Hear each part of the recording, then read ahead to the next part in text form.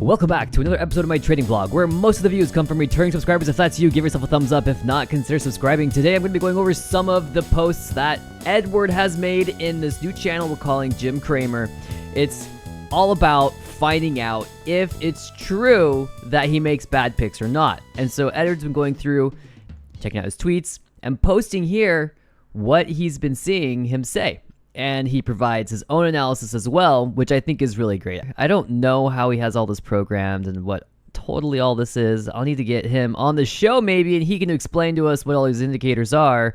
Let's just go ahead and hit some of the charts and go through it. Let's get started with GAP, symbol GPS. On May 25th, Cramer said, hard pass. I'm putting little yellow arrows where Jim Cramer is making these statements or making these tweets.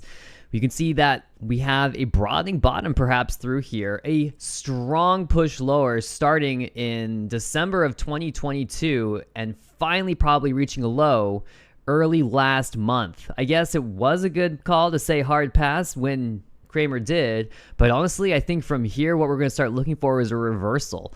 I believe that this downtrend through here is motive. It's likely that we'll see an ABC correction higher to test this downtrend in the near future. This does appear to be a bottoming pattern, and so I would watch it very, very closely. Moving on from GPS to WRBY. Show me the chart. Looks like another big long-term downtrend here. Zooming in into the most recent price action. Cramer was saying sell, sell, sell on April 29th. Here's the yellow arrow. And since then, the price actually climbed and started to recover and is now sitting above that price at which it was on April 29th. If I were to look for a chart pattern through here, it's very possible that we're going to be looking for some sort of extension or an ABC correction. Sorry for dropping the fib tool there. But when you get negative price targets like this, typically it means that we're not going to see that. It means that price is going to be making percentage moves rather than straight lineal moves. Does that make sense? We're probably not going to see another $17 to $9 drop. What is that, $8 since the price is sitting at 11? So like $2. I don't know. I personally wouldn't use that as a target. It doesn't look like it's bottoming, to be honest, reaching deeply oversold recently and failing to reach overbought. We could be in a long, grindy process, it seems. I would have to look at the fundamentals to make a better call there. But since then, the stock has risen and doesn't appear to be moving that bearishly. MACD is on the bullish side. Volume is light, but this is a corrective trend. Again, seeing the RSI and oversold like this is a little disconcerting. WRBY, not really here nor there, but a little higher. TJX, let's talk about this one. There's our yellow arrow, and Cramer was saying, own it. It's just grinding sideways, it's moving sideways, and that's all there is to it. It's just going sideways. It's definitely stuck in this trading range between 83 and 73. We'll probably see it hang out there for a while. It's possible that we see price test one or both of these boundaries before breaking out of that range. I'm not so sure if I'd be bullish on it. Let's go to Apple. Recently, I've done a lot of analysis on Apple. You can see that here. It doesn't make much sense on the daily time frame. Those annotations are meant for the hourly charts. I had a target at 174.92, and we've broken through there. This yellow arrow is when Cramer tweeted, own it, don't trade it. Since then, it has risen in price moderately. I wouldn't say it's necessarily super bullish. It looks like we might be in some sort of topping pattern where we're in wave E. The price is now overthrowing this upper trend line. I would wait and see if we don't get a reversal. The RSI reaching into overbought here. It's probably setting up some sort of divergence. And yes, there it is. You can see that the RSI made lower peaks between higher peaks in the price. And when this happens, I always say, I'll say it again, wait for that, watch and wait. If that divergence breaks, then the price is setting a significant high. And right now we're setting that significant high. So this could be a high before a downturn or a correction lower. Stocks go up and they come down. They move both ways. Go figure. Let's go to COF. Whoops, not COPF. COF. COF. Looks like Cramer was bullish, and at this yellow arrow, that's where he said that after earnings came out. They paid a dividend. It looks like they had a miss on earnings. The estimate was at 379 EPS, and it came out at 231, so it was low. Doesn't matter. They paid dividend and the price rallied. Interesting. Very interesting. So good call there on Cramer's part. This is a substantial rally. Something like 20%. Nice.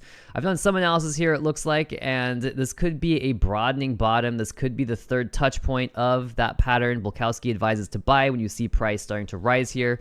So I believe Bulkowski's buy signal would have been right here, passing over 90, opening, coming down for gap fill, filling to fill that gap, and then price pushed higher. We'll see if we'll get a partial rise through here where price turns down before it crosses the pattern, or if it crosses the whole pattern. At this point, it's just too early to tell. The RSI is reaching overbought and may set a new high in the RSI.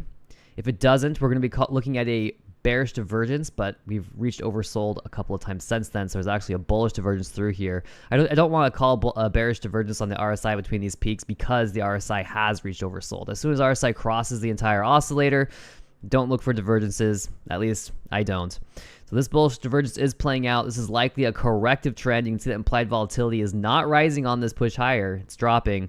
Price is traveling through a zone through which it's been in the past recently. So this looks like a corrective bounce to me, especially since they missed their earnings. This is weird. So I guess good call on Cramer's part short term, but long term, I am not so sure. I'd come back and check in another month.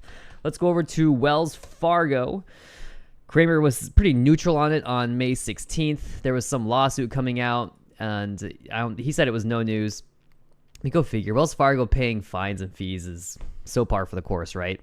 Price has moved sideways. Of course, it's only been a couple of weeks. It's a little early to tell. I think right away what I want to say is that it looks like we are in some sort of triangle through here.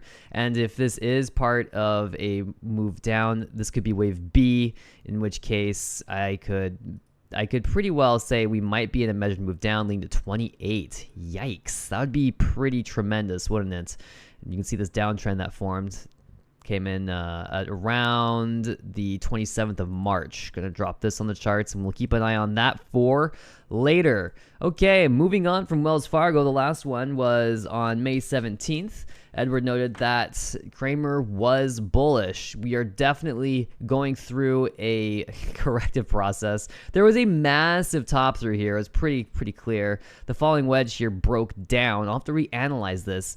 The falling wedge is supposed to be a bullish pattern, but it can be bearish if it's part of an Elliott wave pattern called a leading or ending diagonal triangle. And I say ending or leading because it just depends on where it is in the wave count. If it's coming down like that, it's probably ending. If it's bullish, if it's leading, then it's bearish. Here it could have been leading.